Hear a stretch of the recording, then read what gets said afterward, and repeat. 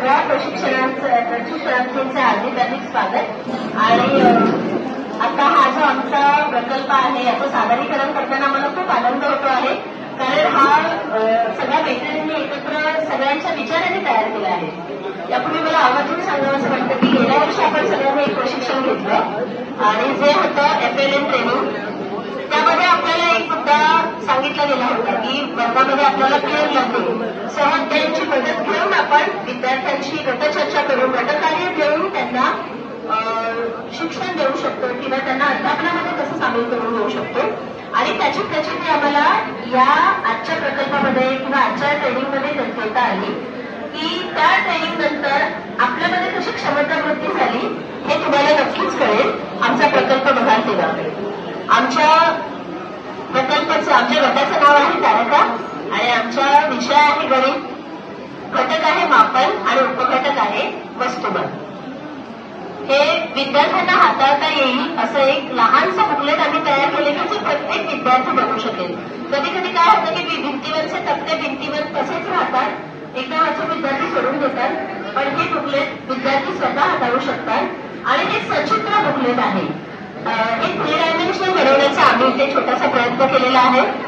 वस्तुमानाची विविध परिमाणं इथे आम्ही दाखवलेली आहेत. पूर्वापार पारंपरिक असा तराजू आहे, त्यानंतर हल्ली विद्यार्थी सहज बघू शकतात असा डिजिटल तराजू आणि स्प्रिंग तराजू असे वस्तुमानाची विविध परिमाणं आम्ही चित्रातून दाखवली आहेत. त्यानंतर सगळ्यात महत्वाची म्हणजे इथे kilogram, 10 kilogram, 5 kilogram, 1 kilogram, 500 gram, 2 kilogram, 200 gram, 100 gram आणि अगदी सोनाराच्या दुकानामध्ये सुद्धा गेल्यावर विद्यार्थ्यांना जे लहानचं वजन दिसतं 10 ग्रॅम अशी वजनाची परिमाणं इथे विद्यार्थ्यांना हाताळण्यासाठी दिलेली आहे. त्यानंतर आपला महत्वाचा भाग इथे आहे ती म्हणजे आपल्या या प्रकल्पातून आपल्याला कोणतं ध्येय साध्य करायचं आहे. तर सगळ्यात महत्वाचं म्हणजे बालकांची गणितीय समज विकसित होणे, विविध आकार आणि मापनाची परिमाणं यांचा वापर करत विद्यार्थी जागतिक स्तरावर आपल्याला सिद्ध करू शकतील.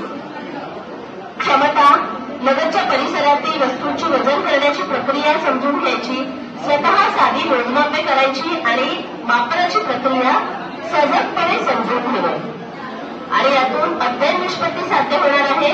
मापनाच्या संदर्भात सोपी उदाहरणं विद्यार्थी स्वतः सोडवतात, स्वतः तयार करतात, स्वतः समस्या निराकरण करतात.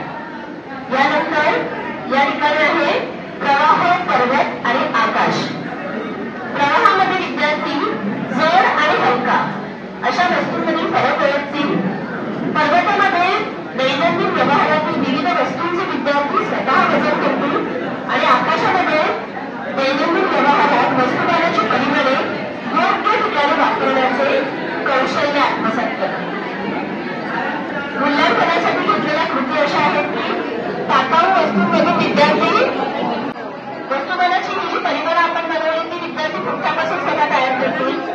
आणि सगळ्यात महत्वाचं म्हणजे बघा, आपण दप्तराच्या वजनाबाबत जागृत असतो. मुलांनी दप्तरा जास्त वजन आणू नये म्हणून आपण नेहमी काळजी घेतो.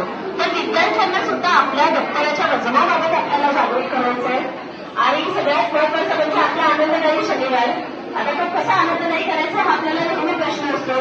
तर या घटकाच्या अनुषंगाने आपण शनिवारी एखादा आठवडा बाजार बनवला आणि त्यामध्ये भाजी, फळे, धान्य याची जर विद्यार्थ्यांनी खरेदी आणि विक्री केली तर हा भाग विद्यार्थ्यांना समजणं अतिशय सोपं जाईल, कारण कृतीपूर्ण शिक्षण होतं ते खरं शिक्षण होतं.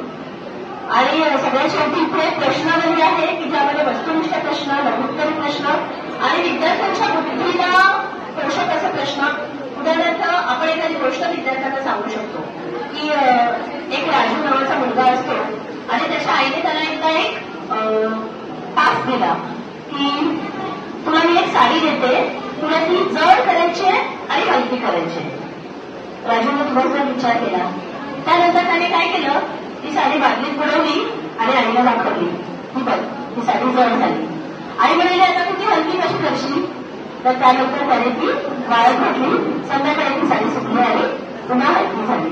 म्हणजे शाळेतील गोष्टींना घरी आपण अध्यापनात कसं सामील करून घेऊ शकतो याच्यासाठी आपण पालकांची सुद्धा अशा प्रकारे मदत घेऊ शकतो. कारण आता जे आपण प्रगती पुस्तक तयार करणार आहोत आपण पण पाहिलं नाही, पण ते समग्र प्रगती पुस्तक असणार आहे. त्याच्यामध्ये 360 अंश बहुआयामी असं प्रगती पुस्तक आहे आणि त्यामध्ये विद्यार्थी स्वयं मूल्यमापन किंवा स्वकृती करणार आहेत.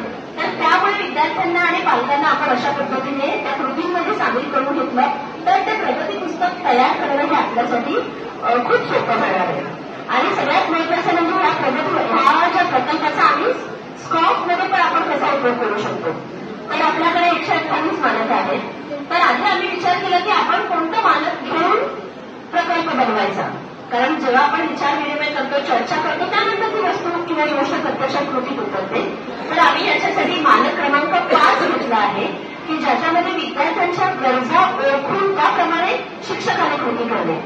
तर विद्यार्थ्यांना वस्तुमान हा घटक करण्यासाठी शिक्षकांना काय काय कृती करता येतील. तर मला वाटतं स्कॉप अंतर्गत आपण जर अशा प्रकारे कृती केल्या तर आपल्या सगळ्यांना गुणांकन किंवा मूल्यांकन करता येणं सोपं होईल. आणि सगळ्यात शेवटी या आमच्या ग्रुपमधील सगळ्या तारका आहेत मी एक तारखेचं नाव घेते ती पुढे येऊन अभिवादन करेल. नाही थांबा. श्रीमती भारती सुभाष म्हस्के, मीनाक्षी मिलिंद बागवे, सीमा राजेश पवार, ज्योती दीपक शेटे, स्मृती विजय टेनकर, सुरेखा उल्हास शिंदे, वत्सला संदीप शिंदे, उमा महेश किंमतकर, विनया गजानंद सातोसे, लीना यशवंतगिरी गोसावी, संगीता यशवंत सोबळकर, स्वाती संदीप मुंडे, कल्पना दिलीप माने, श्री दत्तराम सखाराम माळके, श्री उल्हास शंकर विशेषण, आबासाहेब लक्ष्मण पांडरपिसे सर,